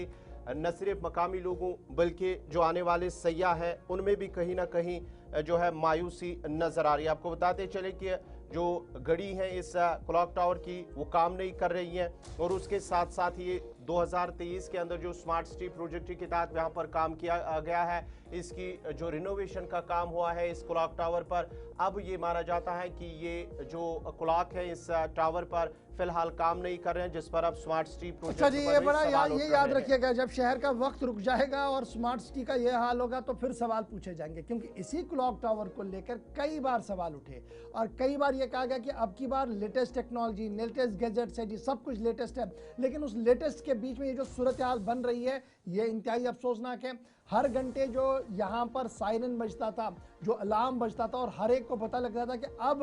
1 घंटा मुकम्मल हो गया, वो बजना बंद हो गया और 4 साइड में जो 4 क्लॉक इसमें लगे हैं, 4 टाइम आपको देंगे। अब ये मुझे नहीं पता कि ये टाइम भारत का दे रहे हैं, पाकिस्तान का दे रहे हैं, कहाँ का दे रहे हैं, लेकिन सूरत हाल यही है कि जनाब हज़ारों करोड़ रुपया स्मार्ट सिटी पर लगाया गया। एलजी से लेकर चीफ मिनिस्टर से लेकर बाहर के वज़रा यहाँ पर आए सिर्फ इसलिए ये दिखाने के लिए कि जनाब हमने जाज़बे नज़र और खूबसूरत बनाया, इसमें कोई शक नहीं है। शहर के इस हिस्से को जाज़बे नज़र और खूबसूरत बनाने की हर मुमकिन कोशिश की गई, लेकिन ये जो छोटी छोटी गलतियाँ रहती है हर बार एक बड़ा सवाल पैदा करती है। एक तरफ से ये है, दूसरी तरफ से हमारे जो कुछ माहिरीन हैं उनका ये मानना है कि जब ये क्लॉक टावर का टावर रुक जाएगा, चलना रुक जाएगा और ये टाइम देना रुकता है तो इससे बड़ी चीजें खुलकर सामने आती हैं। नातिका भट्ट हमारे साथ है। नातिका जरा अपडेट कीजिएगा जी, क्या कुछ डिटेल आपके पास है, क्योंकि 2023 में श्रीनगर स्मार्ट सिटी प्रोजेक्ट के तहत लंदन स्टाइल पर इसको दोबारा से बनाया गया, काफ़ी जनाब पोस्टरबाजियाँ इस पर हुई, काफ़ी कुछ तस्वीरें इसकी वायरल हुई और शाम का समय इसका बड़ा अच्छा लगता था, हर घंटे अलार्म बजता था, लेकिन इत्तलात और ख़बर यह है कि शायद हुकूमत और इंतज़ामिया की नज़रों से क्लॉक टावर ओझल हो गया है।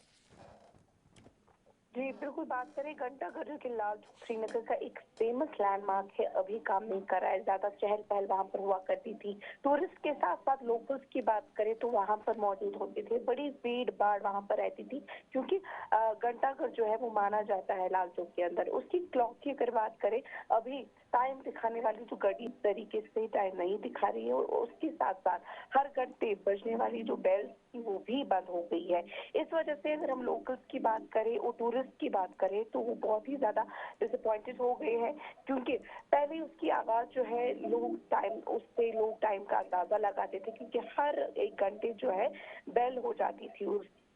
एरिया जो वहाँ का वो जिंदा सा लगता है, क्योंकि उसी की वजह से जो है ये माना जाता है। अगर हम घंटाघर की बात करें, लाल चौक घंटाघर उसी से ही माना जाता है। अगर बात करें तो टावर की रिनोवेशन जो है 2023 में हुई थी स्मार्ट सिटी प्रोजेक्ट के अंदर, लेकिन अभी पता नहीं चल पाया है कि प्रॉब्लम जो है वो कहाँ पर है, मेंटेनेंस की है, मशीन फॉल्ट की है, या फिर जानबूझकर जो है वो बंद किया गया है। ऑफिशियल्स ने क्लियर स्टेटमेंट जो है बिल्कुल भी नहीं दी है। अगर हम बात करें, एक टूरिस्ट ने कंपेयर भी किया है लंदन के बिग बेन से, मतलब अगर बात करें तो लोग एक्सपेक्ट करते हैं कि यहाँ भी वैसे ही लाउड चाइल्ड सुनने को मिलेगी, लेकिन इस वक्त जो है हालात खराब है, वहाँ पर बिल्कुल भी जो है वहाँ पर वो घड़ी नहीं चल रही, जिसकी वजह से चहल पहल भी हो सकता है कम हो सके, क्योंकि टूरिस्ट जो है अलग अलग एरिया से, दूर दराज एरिया से, दूर दराज मुल्कों से भी, साथ ही साथ अलग अलग स्टेट से वहाँ पर सिर्फ और सिर्फ घंटाघर देखने के लिए ही आते हैं। चलिए, बहुत बहुत शुक्रिया नातिका भट्ट, तफसीलात फराम कर रही थी श्रीनगर से, जहां पर क्लॉक टावर जो काफ़ी टाइम से अब उसकी जो घड़ी है वो काम नहीं कर रही हैं। अगरचे साल 2023 के दौरान स्मार्ट सिटी प्रोजेक्ट के तहत उस पर काम हुआ है, रिनोवेशन का काम हुआ है, लेकिन अभी वो खराब पड़ा हुआ है, जिसकी वजह से मकामी लोगों ने भी सवाल उठाए और आने वाले सयाहों ने भी वहां पर इस पर सवाल उठाए हैं। अब जरा बढ़ते हैं आगे। बात जम्मू कश्मीर की हो रही है, तो जम्मू कश्मीर के हवाले से एक और बड़ी और अहम खबर ज़ाफ़रान के हवाले से हम बात करेंगे। जो पांपोर कस्बा है, जिसे ज़ाफ़रान टाउन भी कहा जा रहा है, लेकिन आहिस्ता आहिस्ता इस टाउन के अंदर अब ज़ाफ़रान जो है वो ख़त्म हो रहा है, उसकी काश्त जो है वो कम होती जा रही है और उसकी वजह से काश्तकारों ने भी सवाल उठाया और काश्तकार भी काफ़ी मायूस नज़र आ रहे हैं। उनका मानना है कि एक तो इसमें जो पैदावार है उसमें कमी हुई है ज़ाफ़रान में, और उसके साथ साथ ही अब ये भी माना जाता है कि मुनाफा नहीं आ रहा, लेकिन अब उसकी वजह से अब जो ज़ाफ़रान में जो कमियां पाई जा रही हैं, उसके बदले अब जो काश्तकार हैं, किसान हैं, वो ज़ाफ़रान के बजाय अब सरसों की फसल वहां पर उगाई जा रही है। जो काश्तकार हैं उनका मानना है एक तो जो ज़ाफ़रान है उसकी पैदावार में गुज़िश्ता कुछ सालों के दौरान कमी आई है और उसमें जो मुनाफा है उसमें कम मुनाफा नज़र आ रहा है, जिसकी वजह से उन्होंने अब शिफ्ट करके ज़ाफ़रान के बदले अब वो सरसों की फसल जो है वहां पर उन्होंने उगाना शुरू कर दिया है। और बात करेंगे अगरचे जो नेशनल ज़ाफ़रान मिशन जो है वो शुरू किया गया था, लेकिन उसके बावजूद भी जो ज़ाफ़रान की काश्त है वो आहिस्ता आहिस्ता इसकी पैदावार कम हुई है और जो मुनाफा उसमें आता था पहले, अब वो मुनाफा भी कम होता जा रहा है। इसकी वजह से अब जो किसान हैं वो शिफ्ट कर रहे हैं, अपनी जो ज़ाफ़रान है अब सरसों की फसल में शिफ्ट हो रहा है। चलिए सीधे इस पुलवामा चलेंगे, जहां से आदिल हमारे साथ ज्वाइन कर चुके हैं। आदिल, बहुत शुक्रिया जी ज्वाइन करने के लिए। नेशनल सैफरॉन मिशन, जिसको लेकर मेंबर असेंबली हसनैन मसूदी साहब ने खुद ऐवान के अंदर खड़े होकर कहा कि सरकार जो जवाब दे रही है ये गलत है, और उन्होंने कंट्राडिक्ट करते हुए हमारे साथ ये बात जब ऑन रोल कैमरा पर की तो कहा कि सरकार ने जो एदाद शुमार दी ये फर्ज है। ज़मीनी सूरत हाल ये है कि किसान अब ज़ैफ़रॉन से बहुत दूर हो रहा है, आने वाले दिनों में ये फसल मुकम्मल तौर पर ख़त्म हो जाएगी, क्योंकि जो नेशनल सैफरॉन मिशन था, पानी देने से लेकर मार्केटिंग से लेकर दीगर चीज़ें जो सहूलियतें देनी थी, उसमें मुकम्मल तौर पर डिपार्टमेंट फेल हो गया है। और एक तरफ से ये इल्ज़ामात और बातें हसनैन मसूदी साहब कह रहे हैं, दूसरी तरफ से ज़मीनी सूरत हाल ये है कि किसान ने शिफ्ट किया है और शिफ्ट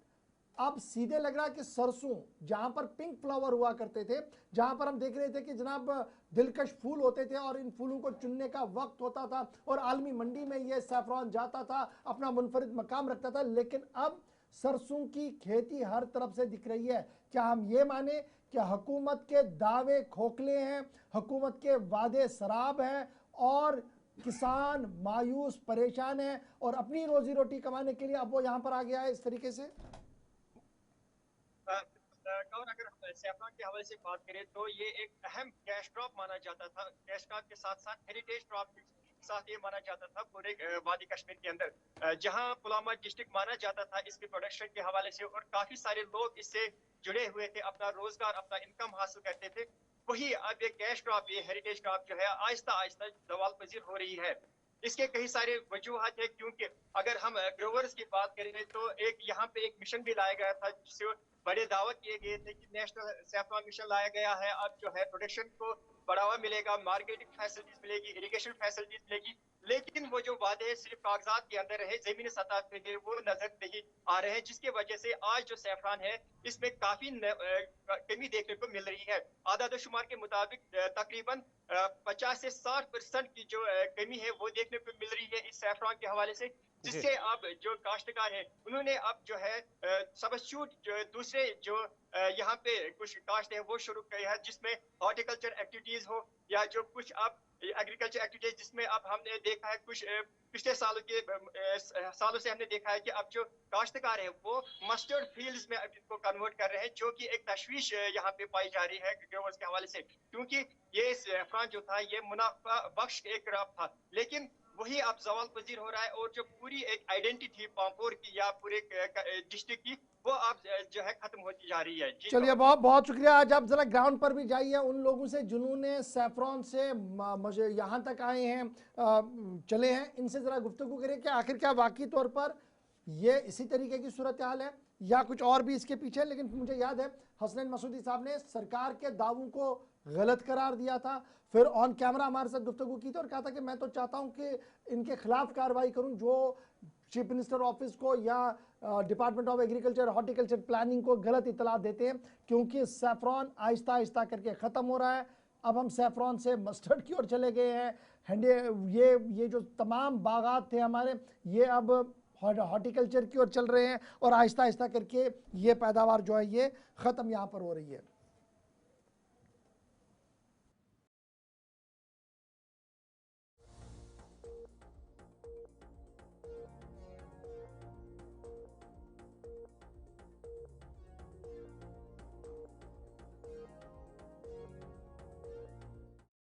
चलिए जनाब, ये तो खबरें थी जनाब जम्मू कश्मीर की, जहां पर हमने कुछ बात आपके सामने रखी, लेकिन जरा आलमी सियासत पर भी एक नज़र डालते हैं। वक्त 9:40 का है और जरा आलमी सियासत की बात करेंगे, क्योंकि आलमी सियासत के अंदर सबकी नज़रें सदर अमेरिका डोनाल्ड ट्रंप पर एक तरफ से रहती हैं, दूसरी तरफ से मुश्तबा खामनाई के ईरान पर रहती है, तीसरी तरफ से बेंजामिन नेतन्याहू पर रहती है, और अब चौथा प्लेयर पाकिस्तान भी है, जहां पर मुज़ाकरात की मेज सजने जा रही है। सजेगी नहीं सजेगी वक्त बताएगा, लेकिन फिलहाल डोनाल्ड ट्रंप ने एक और बड़ा ऐलान कर दिया है। सदर अमेरिका डोनाल्ड ट्रंप ने फिलहाल 10 दिन तक हमला न करने की बात रखी है और ये कह दिया है कि तवन्नाई के जितने भी शोबे हैं, यानी जो एनर्जी साइट्स हैं, वहां पर अमेरिका की तरफ से कोई भी हमला आइंदा 10 दिन के लिए नहीं किया जाएगा। और सदर अमेरिका के मुताबिक ये फैसला सिर्फ और सिर्फ ईरान के कहने पर लिया गया है। अमेरिकी सदर डोनाल्ड ट्रंप की जानिब से अपनी समाजी राब्ता साइट ट्रुथ पर इस हवाले से एक पोस्ट में लिखा है कि फिलहाल 10 दिनों तक इस जंग को रोका जा रहा है, और साथ ही साथ उन्होंने 6 अप्रैल जो तारीख दिन रखा है, 6 अप्रैल तक फिलहाल अमेरिका की जानिब से कोई भी हमला नहीं होगा, कोई भी स्ट्राइक नहीं होगी, यानी कि 10 दिन का वक्फा इसमें लगाया गया है। और उन्होंने साथ ही साथ ये भी कहा है कि ये पास हमने ये जो वक्फा है इस जंग के हवाले से, ये ईरान के कहने पर ही हुआ है, और इसमें साथ साथ ही मुज़ाकरात की जो बात की गई है, जिसमें पाकिस्तान सऊदी अरब सालिस है किरदार अहम कर रहा है, और उनकी वजह से फ़िलहाल इस पर 10 दिन का पास यानी कि वक्फा रखा गया है, और माना जाता है कि मुज़ाकराती अमल से ही इस जंग को रोकने की कोशिशें जारी की जाएंगी। और मगरिब के अंदर, मगरबी एशिया के अंदर जिस तरह से हालात बने हुए हैं, उसमें भी अब सभी रहनुमाओं की जानिब से ये कहा जा रहा है कि अब मुज़ाकराती एक वाहिद अमल है जिससे इस बहरान यानी कि जो ईंधन का बहरान इस वक्त ग्लोबल मार्केट के अंदर या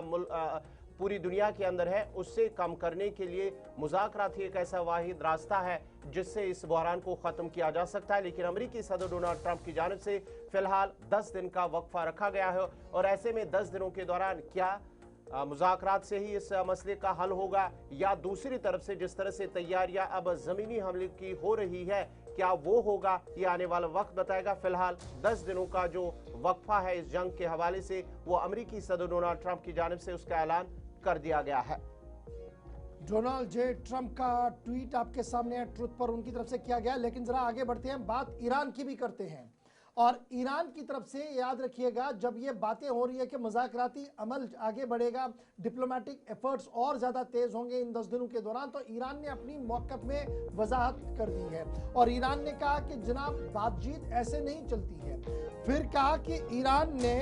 कंडीशन सेट कर दी हैं मुज़ाकरात के लिए, पीस टॉक्स के लिए। ईरान की पेशगी शर्तें हैं, मुश्तबा खामनाई के फरमान के बाद यह फैसला लिया गया है कि मुज़ाकरात अगर करने भी हैं उससे कबल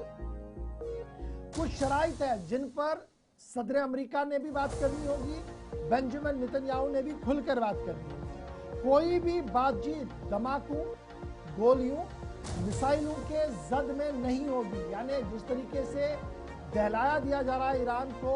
ईरान की एनर्जी साइट्स को धमकाया जा रहा है, अगर ये सिलसिला चला, बॉम्बिंग का सिलसिला चला, असैसिनेशन का सिलसिला चला, तो मुज़ाकरात कैसे आगे बढ़ेंगे। अब ये मामला इसलिए बड़ा इंपॉर्टेंट है। बेंजामिन नेतन्याहू ने कहा कि देखिए हमारे निशाने पर 2 लोग तो हैं ही, अगरचे पहले ये कहा गया था ये नहीं है, फिर कहा गया कि अब्बास अराक्ची वज़ारत ख़ारिजा के जो अहम तरीन रुकन है, वज़ीर है, वो हमारे निशाने पर है। फिर कहा कि कालीन बाब साहब जो सदर स्पीकर है वो भी हमारे निशाने पर है। अगर इन तमाम लोगों को मारा जाएगा तो फिर बातचीत कैसे आगे बढ़ेगी, ये पॉलिटिकल कमेंटेटर्स का मानना था। यही वजह है कि ईरान ने कहा कि एक तरफ से मुज़ाकरात की बातें हो रही हैं, दूसरी तरफ से हमारे मारने के प्लान और एग्जीक्यूशंस हो रहे हैं, ये जब तक रुकेगा नहीं तब तक बातचीत आगे नहीं बढ़ेगी। तीसरी बात, हॉर्मुज़ को लेकर यहाँ पर मुकम्मल सेंट्रल कमांड कंट्रोल ईरान का होगा, इस पर किसी की दूसरी बात नहीं सुनी जाएगी। ईरान की तरफ से साफ कर दिया गया कि तेहरान ने, अगर तेहरान की तरफ से जो सवाल, जो बातें रखी गई है, अगर अमेरिका ने इस पर कोई सीरियसनेस नहीं दिखाई और ट्रस्ट बिल्ड करने के हवाले से कोई कदम नहीं उठाया, तो सूरत हाल ऐसी है जो चल रही है, जंग आगे बढ़ेगी। हमें कोई भी मजबूरी नहीं है कि इसमें हम कोई भी मुज़ाकराती मेज पर आए। ये बड़ा इंपॉर्टेंट है जी, पाकिस्तान को ये बता दिया गया। अभी पाकिस्तान के जरिए से मीडिएशन चल रही हैं, तो ईरान ने पाकिस्तान को बता दिया कि देखिए आपके साथ दोस्ताना ताल्लुकात है, इसका मतलब ये नहीं कि आप किसी और तरीके से हमारे ऊपर हावी हो जाए। ये बात बड़ी क्लियर कर दी गई है वजारत खारजा के जिम्मेदारों की तरफ से ईरान को, पाकिस्तान को। अब बढ़ते हैं जी आगे।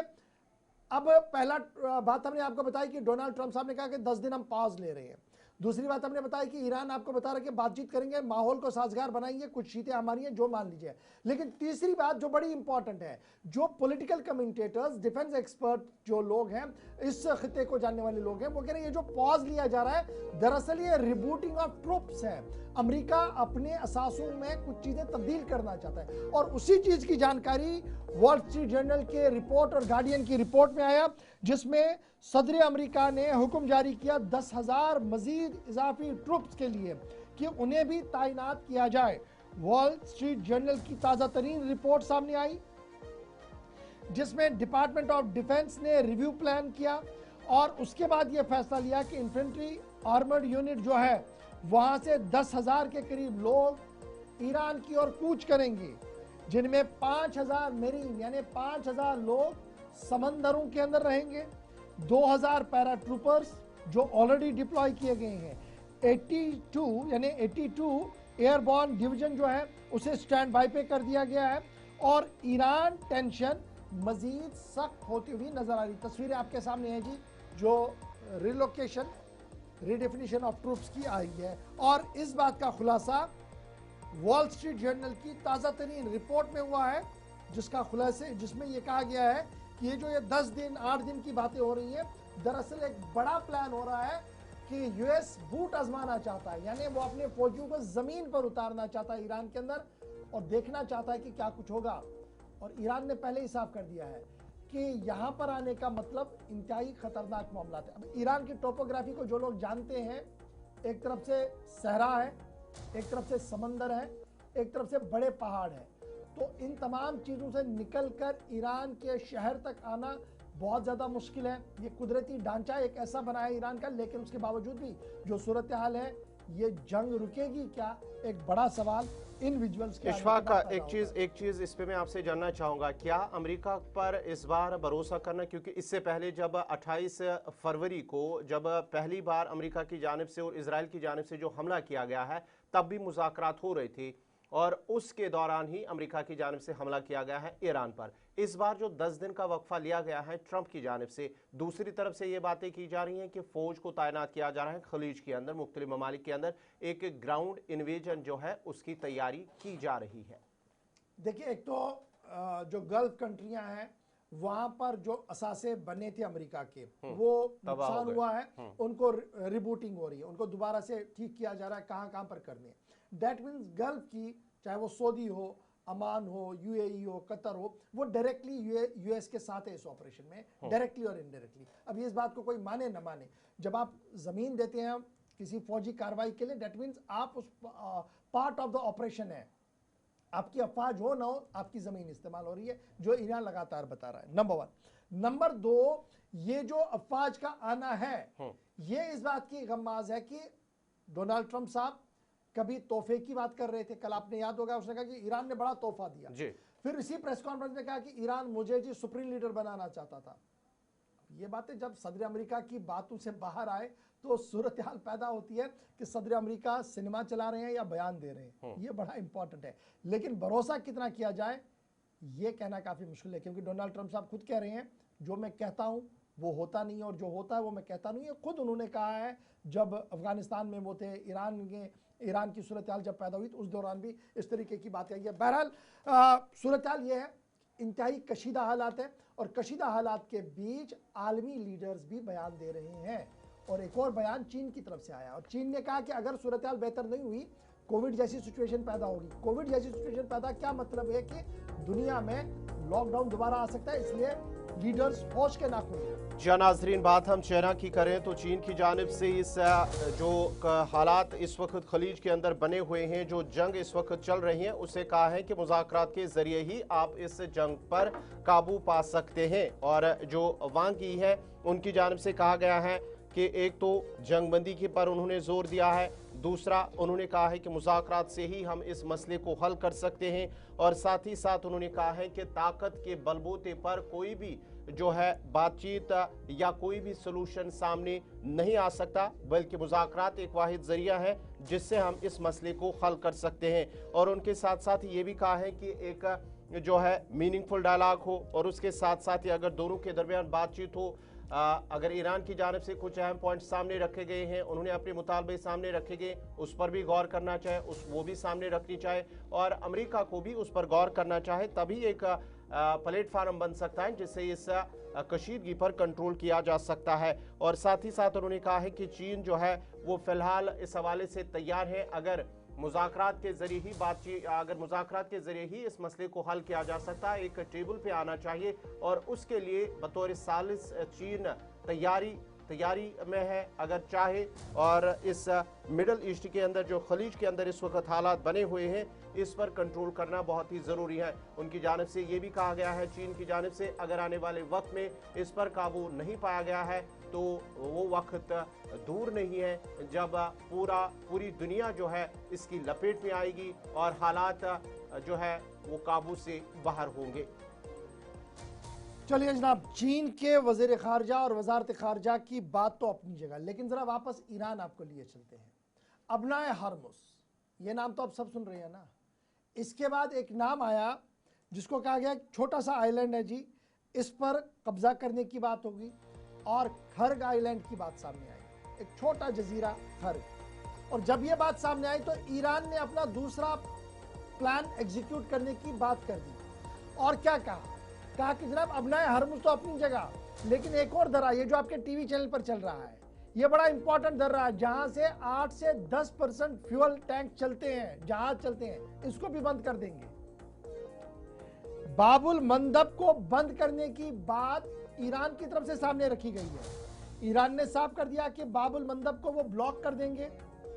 अगर अमेरिकी फौजियों ने किसी भी तरीके से हमारे हिस्से में आकर कब्जा किया,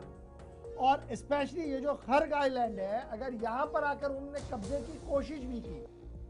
ये जो दूसरा दर्रा आप देख रहे हैं बाबुल मंदब, इसको बंद कर देंगे। 9 से 12% ग्लोबल ऑयल ट्रेड इस रास्ते से होता है, 9 से 12%। शिपिंग कॉस्ट, फ्यूल प्राइसेस, इससे मजीद इजाफा हो जाएगा। ग्लोबल मार्केट इतना हाई हो जाएगा कि आप और मैं समझ और सोच से बाहर है। ईरान ने एक और तुरुफ का इक्का खेला और कहा कि देखिए, अगर अफवाज की आमद होती है और खर्ग आइलैंड पर आप आकर कब्जा करने की कोशिश करेंगे, जिस तरीके से आप ख्वाब देख रहे हैं, अबनाए हरमुस तो बंद है ही, ये छोटा सा दर्रा, ये छोटा सा स्पॉट जहां से तकरीबन 10% तेल की पैदावार तेल के जहाज निकलते हैं, ट्रेड होता है, इसको बंद कर देंगे। और फिर उसके बाद जो होगा उसकी तमाम जिम्मेदारी उन अफवाज पर होगी जो खर्ग आइलैंड पर आने की कोशिश करेंगे। बड़ा इंपॉर्टेंट है ये जी, स्ट्रेटेजिकली ये इंपॉर्टेंट है, और अरबिक पेनिनसुला के पास ये पूरा मामला चलता है, और ये कनेक्ट करता है रेड सी को, गल्फ को। और जब ये रेड सी और गल्फ को कनेक्ट करता है तो याद रखिएगा, ये छोटी सी जगह जो है ये आज के दिन में कितनी इंपॉर्टेंट बनी। किसी ने सोचा नहीं था कि इससे पहले वाले में जो बन रही थी स्ट्रेट ऑफ हॉर्मुज में, और अब बाबुल मंदब जो स्ट्रेट है इसको भी बंद कर दिया जाएगा अगर हमला हुआ, ये ईरान की तरफ से साफ कर दिया गया है। चलिए नाजरीन, बढ़ते हैं आगे। बात जरा अब यूएस से अमेरिका की जब कर रहे हैं तो अमेरिका के जो सेक्रेटरी ऑफ स्टेट है मार्को रूबियो, उनकी जानिब से बयान दिया गया है जहां उन्होंने कहा है कि जो रूस है, रूस के मुतल्लिक उन्हें एक सवाल पूछा गया है कि क्या रूस इसमें मुदाखलत या सपोर्ट ईरान को कर रहा है इस जंग के हवाले से, तो उसके जवाब में मार्को रूबियो की जानिब से कहा गया है कि महदूद सपोर्ट जो है रूस की जानिब से किया जा रहा है ईरान को। लेकिन साथ ही साथ उन्होंने ये भी कहा है कि जो रूस है वो फिलहाल यूक्रेन के साथ उसकी जो लड़ाई है उसमें फिलहाल वो मशगूल है, उसके साथ वो लगा हुआ है, लेकिन जो ईरान का सपोर्ट है वो फिलहाल महदूद तौर पर उसे सपोर्ट कर रहा है, उनकी जानिब से कहा गया है जब उसे ये सवाल पूछा गया है।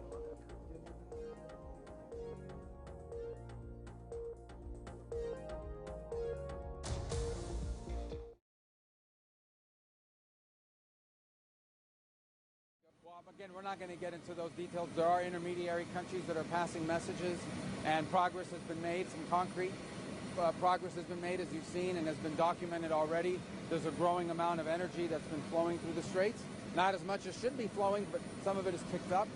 So, again, there's been some progress in regard to the exchange of messages, but that's an ongoing and fluid process, and not one we're going to negotiate or talk about in the media. Well, again, we're not going to get into those details. There are सुन रहे थे जो Iran की सूरत हाल और Iran के साथ रूस के ताल्लुकात पर बात हो रही है। लेकिन आपको जरा वापस जम्मू कश्मीर लिए चलते हैं। जम्मू कश्मीर असेंबली का इजलास थोड़ी देर में शुरू होना है, लेकिन उससे कबल तनवीर सादिक नेशनल कॉन्फ्रेंस का रुकन असेंबली और तर्जुमान आला है, उनके हमरा नेशनल कॉन्फ्रेंस के कई मेंबरान ने असेंबली शुरू होने से पहले ही असेंबली सेक्रेटरीट के बाहर धरना प्रदर्शन किया है। अमेरिका के खिलाफ मुजाहिरा भी हुआ है और ये इन सॉलिडेरिटी विद ईरान के पोस्टर जो है वो हाथ में लेकर आयतुल्लाह के पोस्टर्स को लेकर आप देख सकते हैं कि किस तरीके से नेशनल कॉन्फ्रेंस के मेंबरान एहतजाज करते हुए नज़र आ रहे हैं। इमाम खामनाई की तस्वीर भी साथ में है और तमाम मेंबरान असेंबली जो हैं वो इन सॉलिडेरिटी विद ईरान इस वक्त खड़े हुए हैं। और ये तस्वीरें इस वक्त आप देख रहे हैं असेंबली सेक्रेटरीट के बाहर से, जहां पर नेशनल कॉन्फ्रेंस के मेंबरान असेंबली की तरफ से इजहार यकजहती, इजहार हमदर्दी ईरान के साथ और अमेरिका के खिलाफ एहतजाजी मुजाहिरा भी किया है, जिसके फ़ौरन बाद सूरत हाल जो है वो काफ़ी देर तक यहाँ पर देखने को मिली। और थोड़ी देर पहले ये सिचुएशन अभी यहाँ पर बन रही है जहाँ पर नेशनल कॉन्फ्रेंस ने प्रोटेस्ट किया है जी इजराइल के खिलाफ, यूएस के खिलाफ, और ये प्रोटेस्ट जो है वो असेंबली सेक्रेटरीट के गेट पर किया गया है। तनवीर सादिक इस प्रोटेस्ट की क़यादत करते हुए नजर आ रहे हैं। ईरान के साथ सॉलिडारिटी में खड़े हैं, पूरी नेशनल कॉन्फ्रेंस खड़ी है, जम्मू कश्मीर खड़ा है। हम समझते हैं कि आयतुल्लाह सैयद अली खामेनाई साहब एक पॉलिटिकल लीडर नहीं थे, वो एक मजहबी लीडर थे और किसी भी मुल्क का कोई हक नहीं बनता है कि किसी मुल्क के एक मजहबी लीडर का कत्ल करे। हम समझते हैं ये शहीद है और उसी के लिए जम्मू कश्मीर नेशनल कॉन्फ्रेंस हम सब लोग यहाँ आज खड़े हैं ईरान के साथ सॉलिडेरिटी। सर कैसे जो अभी मिडिल ईस्ट का जिस तरीके से इजराइल, अफसोस तो है, किसी मुल्क का कोई हक नहीं बनता है कि किसी मुल्क के ऊपर हमला करना, और वो भी मुझे लगता है ईरान ने आज रास्ता दिखाया है। जिस तरीके से वो खड़े हैं इतनी मुसीबतों में, जिस मुल्क ने 40 बरस सैंक्शंस के बावजूद आज खड़ी है, तो मुझे लगता है हम सब का सलाम ऐसी कंट्री। सर लॉकडाउन की पे बात नहीं करूंगा, आज हम यहाँ बैठे हैं। 600 करोड़ से ज्यादा जो है वो 2 दिनों में मुझे लगता है बहुत बड़ी बात है, जिस तरह करोड़ों रुपये लोगों ने बिना किसी मजहब के, बिना किसी सेक्ट के, जिस तरीके से लोगों ने अपने जेब से पैसा दिया, और चाहे वो शिया हो सुन्नी, हर किसी, मुझे लगता है बहुत बड़ी बात है।